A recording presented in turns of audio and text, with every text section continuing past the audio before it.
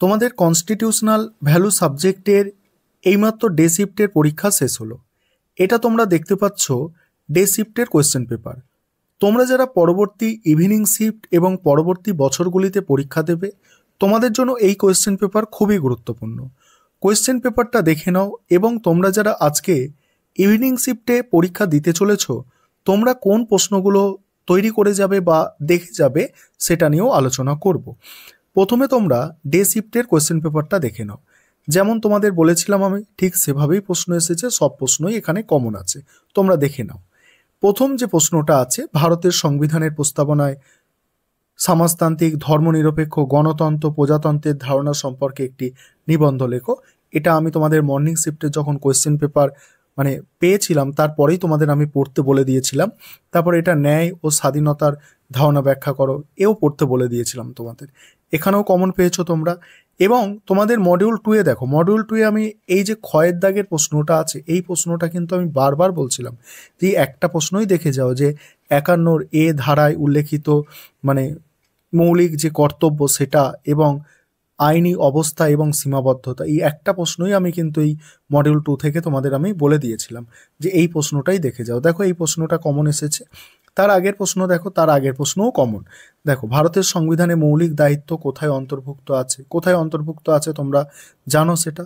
51 এ নম্বর ধারায় অন্তর্ভুক্ত আছে বা 51 ক ধারায় অন্তর্ভুক্ত আছে।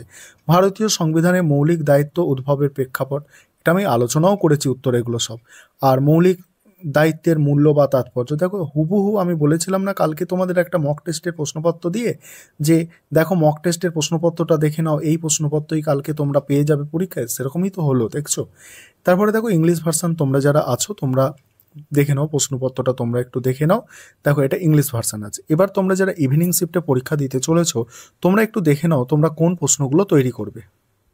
এবার তোমরা যারা ইভিনিং শিফটে পরীক্ষা দিতে চলেছো, তোমরা যে প্রশ্নগুলো তৈরি করবে দেখে নাও। দেখো তোমাদের মডিউল 1 থেকে প্রথমে দেখো, এই যে 1 নম্বর অধ্যায় আছে, 1 নম্বর অধ্যায়ে আমি দুটো প্রশ্ন দিয়েছিলাম। এখানে যে তোমরা দ্বিতীয় প্রশ্নটা দেখতে পাচ্ছ, এই দ্বিতীয় প্রশ্নটা কিন্তু চলে এসেছে পরীক্ষায়। দ্বিতীয় যে প্রশ্নটা দেখছো, দ্বিতীয় প্রশ্ন পরীক্ষায় চলে এসেছে। এটা তোমাদের ডে শিফটেও এখানে দুটো পার্ট এসেছে, ভালো করে বোঝো। ডে শিফটে এখানে ন্যায় ও স্বাধীনতা, এই দুটো পার্ট এসেছে, ঠিক আছে। ন্যায় ও স্বাধীনতা, এই ন্যায় বিচার এবং স্বাধীনতা, এই দুটো কনসেপ্ট হচ্ছে ডে শিফটে এসেছে। এবং মর্নিং শিফটে তোমাদের পুরোটাই এসেছে, পুরোটাই মর্নিং শিফটে এসেছে, অর্থাৎ এটা তোমাদের এসে গিয়েছে। তোমরা বেশি করে যেটা গুরুত্ব দেবে সেটা হচ্ছে এই প্রশ্নটার ওপর বেশি গুরুত্ব দাও, ঠিক আছে। সংবিধান এবং সাংবিধানিকতা, এখানে দুটো প্রশ্নই দেখবে তোমরা, কারণ এটা দেখছো মর্নিং শিফটে দিল, ডে শিফটে আবার রিপিট এসছে, আবার ইভিনিং শিফটেও রিপিট আসতে পারে এখানের মধ্যে থেকে কিছু কনসেপ্ট। তবে বেশি গুরুত্বপূর্ণ কিন্তু এটা, এখানে এই প্রশ্নটা হচ্ছে সংবিধান সাংবিধানিকতা, এটা বেশি গুরুত্বপূর্ণ এখান থেকে আছে। এবার এখানে 2 নম্বর যে অধ্যায়টা আছে তোমাদের, এই 2 নম্বর অধ্যায় থেকে দেখো, এখানে ভারতের মৌলিক অধিকারগুলি আলোচনা করো, এর ওপরে একটা প্রশ্ন কিন্তু তোমাদের মর্নিং শিফটে এলো, ঠিক আছে। তারপরে এখানে কিন্তু আর কোনো প্রশ্ন ডে শিফটে এলো না, ডে শিফটে। এবার তোমরা ইভিনিং শিফটের জন্য এই দুটো প্রশ্ন খুব ভালো করে করতে পারো। একটা হচ্ছে আইনের অনুশাসন বা আইনের শাসন আর তার মূলনীতি, এটা কিন্তু তোমাদের ইভিনিং শিফটের জন্য মোস্ট ইম্পর্টেন্ট। আর এখানে ক্ষমতা স্বতন্ত্রীকরণ নীতি কাকে বলে, এর মূল নীতিগুলি লেখো, ভারতে ক্ষমতা স্বতন্ত্রীকরণের সাংবিধানিক মর্যাদা। এই দুটো প্রশ্ন কিন্তু তোমাদের ইভিনিং শিফটের জন্য মোস্ট ইম্পর্টেন্ট হতে চলেছে। তারপর এখানে এই যে 3 নম্বর অধ্যায়, 3 নম্বর অধ্যায় থেকে তোমাদের ডে শিফটেও প্রশ্ন এসেছে এবং তোমাদের মর্নিং শিফটেও এখান থেকে কিন্তু কোনো প্রশ্ন আসেনি। মর্নিং শিফটে এখান থেকে কোনো প্রশ্ন আসেনি, কিন্তু এখানে ডে শিফটে প্রশ্ন এসেছে। ডে শিফটে এখানে কি প্রশ্ন এসেছে, এখানে ডে শিফটে তোমরা যদি দেখো তাহলে সেখানে কিন্তু দেখতে পাবে তোমরা সমাজতান্ত্রিক, ধর্মনিরপেক্ষতা, গণতন্ত্র, প্রজাতন্ত্র, ঠিক আছে। এই প্রশ্নটা, সমাজতন্ত্র আমি বলেছিলাম তোমাদের ইম্পর্টেন্ট, গণতন্ত্র বলেছিলাম ইম্পর্টেন্ট, প্রজাতন্ত্র বলেছিলাম ইম্পর্টেন্ট। দেখো আমি বলেছিলাম কি তোমাদের, যে আগে যখন আমি মর্নিং শিফটটা দেখলাম তখন কি বললাম, যে এই দুটো কনসেপ্ট কিন্তু আগের বছরগুলোতে এসে গেছে, তা তোমাদের জন্য এই 3টে বাকি থাকে, এই 3টে তোমরা পড়ে যাও।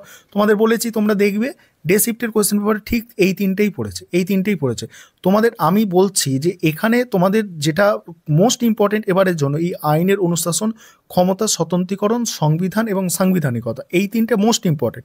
তবে এখানে এই কনসেপ্টটা কিন্তু রিপিট আসছে, যেহেতু মর্নিং শিফটেও এলো, ডে শিফটেও এলো, এইখান থেকে একটু দেখে যেতে পারো তোমরা, ঠিক আছে। এবারে এখানে দেখো, এবারে মডিউল 2 থেকে দেখো, মডিউল 2 থেকে কোনো চিন্তার কারণ নেই, তোমাদের ওই আর্টিকেল 51 এর এ, যেটা আমি বারবার বলছি, এটা পড়বে, ঠিক আছে। আর্টিকেল 51 এর এ পড়বে, এটা সব থেকে মোস্ট ইম্পর্টেন্ট, এবং তার সঙ্গে যুক্ত করে দিতে পারে যে ওই মৌলিক কর্তব্যের আইনি মর্যাদা ও সীমাবদ্ধতা, যেভাবে আমি মক টেস্টের প্রশ্ন দিয়েছিলাম, এটা যুক্ত করতে পারে। এরম একটা প্রশ্ন হলো, আরেকটা প্রশ্ন আসতে পারে মৌলিক কর্তব্যের গুরুত্ব এবং মৌলিক কর্তব্যের উদ্ভবের প্রেক্ষাপট। এই প্রশ্ন এই করে যাও, তোমরা সব কমন পাবে, পরীক্ষা ভালো হবে, কোনো চিন্তা মানে থাকার দরকার নেই। এবার তোমরা যারা ইংলিশ ভার্সন আছো তোমরা একটু দেখে নাও। তোমরা একটু দেখে নাও, এখানে এই একের প্রশ্নটা তোমাদের জন্য মানে ইভিনিং শিফটে যারা পরীক্ষা দেবে তোমাদের জন্য মোস্ট ইম্পর্টেন্ট। আর এখান থেকে ডে শিফটে এবং মানে তোমাদের মর্নিং শিফটে প্রশ্ন এলো, তাহলে এটা একটু দেখে যেতে পারো, কারণ দুটো শিফটে যেহেতু প্রশ্ন এসেছে। আর সব থেকে ইম্পর্টেন্ট হচ্ছে এই দুটো প্রশ্ন, ইভিনিং শিফটে এই দুটো প্রশ্ন সব থেকে গুরুত্বপূর্ণ, ঠিক আছে। আর এখানে তো প্রায় এসেছে, এখানে তোমরা এগুলো দেখতে পারো, তবে এখান থেকেই দুটো প্রশ্ন সব থেকে গুরুত্বপূর্ণ বললাম। আর এখানে মডিউল 2 থেকে যেটা পড়বে, যে ওই আর্টিকেল 51 এর এ যেটা আছে কর্তব্যগুলো, ওটা পড়বে। তারপরে যেখানে দেখো এখানে অর্থাৎ তোমাদের হচ্ছে এই 1 নম্বর প্রশ্ন পড়তে হবে, 2 নম্বর প্রশ্ন এখানে আছে, ঠিক আছে, 2 নম্বর প্রশ্ন আছে, এবং এখানে দেখো এই প্রশ্নগুলো একটু দেখে যাবে, দেখে গেলে সব কমন পেয়ে যাবে।